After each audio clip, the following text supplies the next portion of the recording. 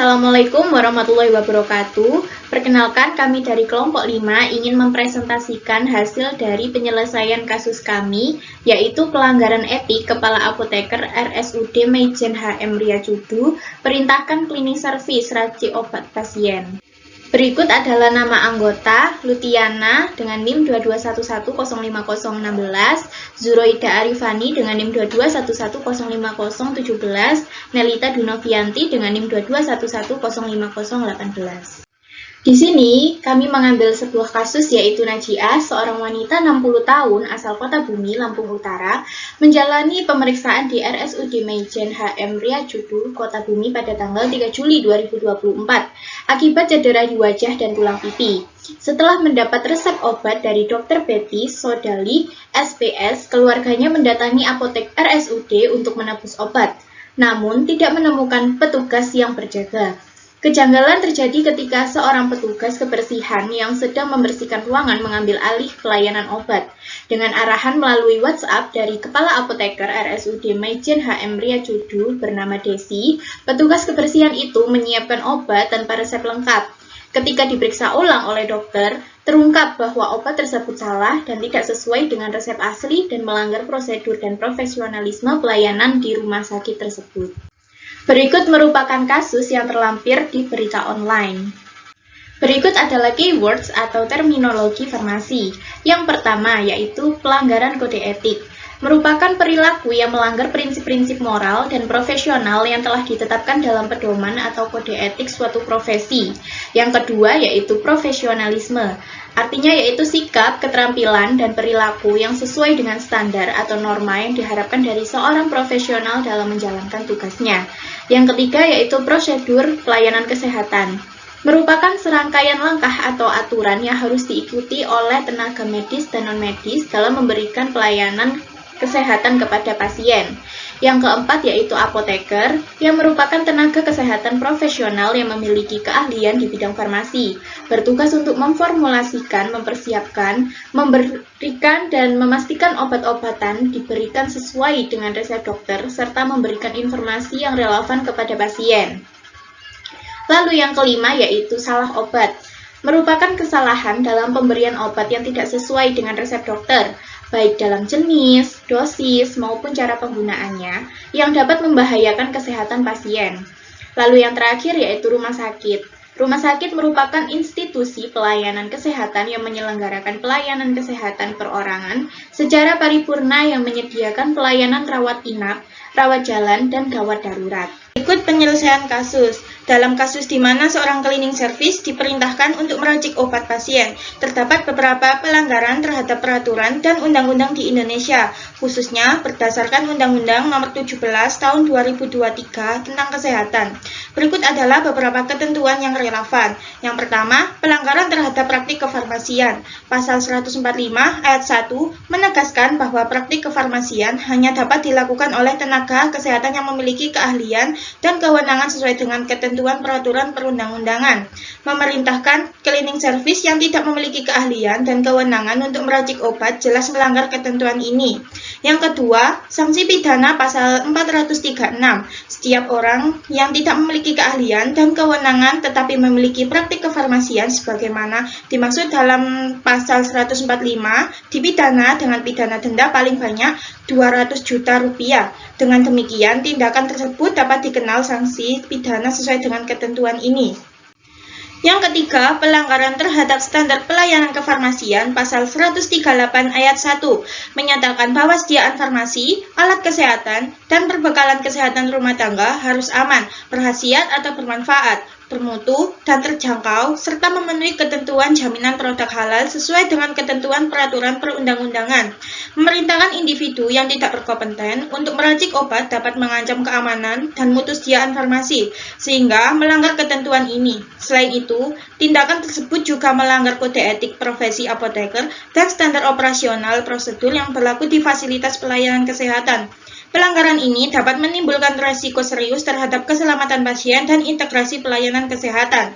Yang keempat, Undang-Undang Republik Indonesia Nomor 36 Tahun 2014 tentang Tenaga Kesehatan mengatur mengenai tindak pidana lainnya sebagaimana dinyatakan dalam pasal 83, orang yang bukan tenaga kesehatan melakukan praktik seolah-olah sebagai tenaga kesehatan yang telah memiliki izin sebagaimana dimaksud dalam pasal 64 dipidana dengan pidana penjara paling lama 5 tahun. Yang kelima, Undang-Undang Nomor 36 Tahun 2009 tentang Kesehatan, Pasal 108 Ayat 1 menyebutkan bahwa penyelenggaraan pekerjaan kefarmasian, termasuk peracikan obat, hanya boleh dilakukan oleh tenaga kesehatan yang memiliki kompetensi dan kewenangan seperti apoteker dan tenaga teknis kefarmasian.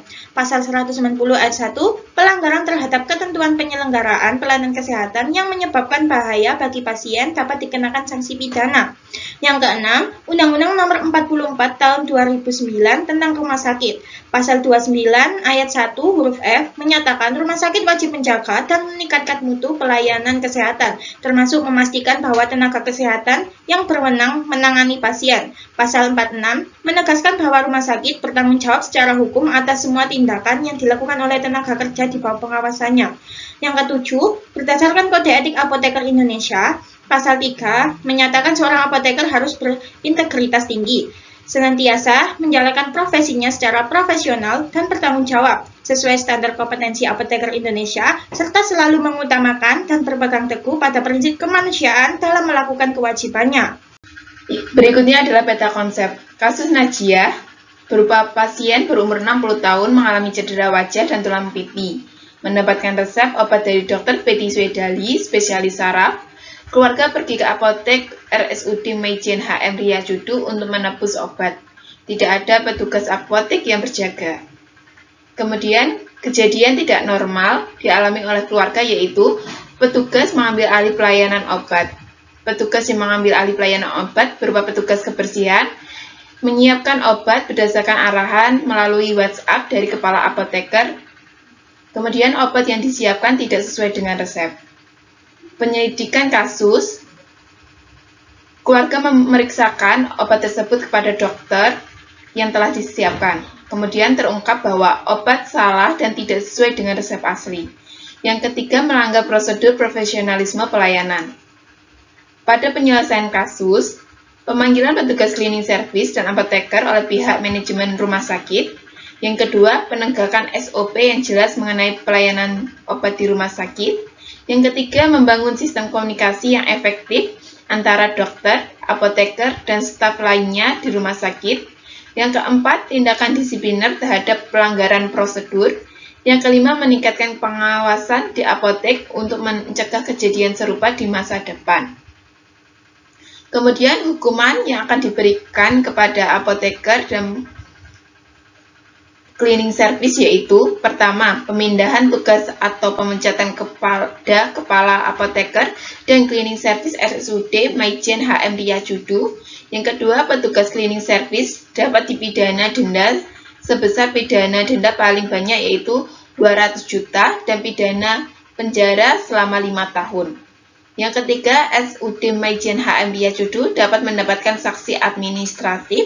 Yang keempat, apoteker melanggar kode etik apoteker dapat dijatuhi sanksi yang diberikan oleh Majelis Kehormatan Etik Apoteker Indonesia atau MKEAI berupa teguran, pencabutan izin praktek, bahkan pemecatan.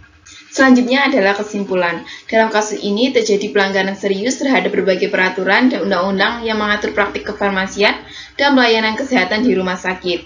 Memerintahkan petugas kebersihan yang tidak memiliki keahlian untuk meracik obat melanggar pasal 145 ayat 1 Undang-Undang Nomor 17 Tahun 2003 yang menyatakan bahwa praktik kefarmasian hanya boleh dilakukan oleh tenaga kesehatan yang berkompeten.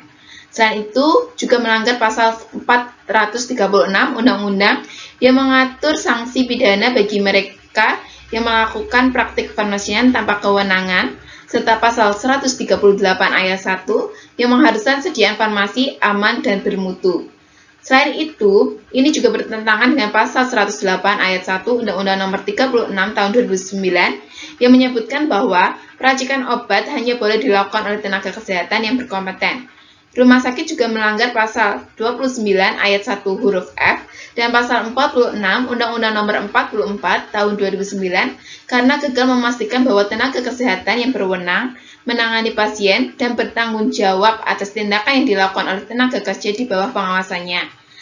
Secara keseluruhan, tindakan ini beresiko membahayakan keselamatan pasien dan merusak integritas pelayanan kesehatan yang memerlukan evaluasi dan perbaikan sistem pengawasan rumah sakit agar kejadian serupa tidak terulang.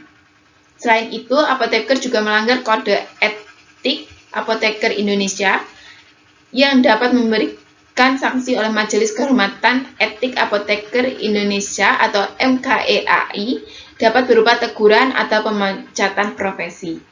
Kemudian berikut ini adalah referensi yang kami ambil dari kasus tersebut. Sekian presentasi penyelesaian kasus dari kelompok 5. Bila ada kurang dan lebihnya, kami mohon maaf. Terima kasih. Wassalamualaikum warahmatullahi wabarakatuh.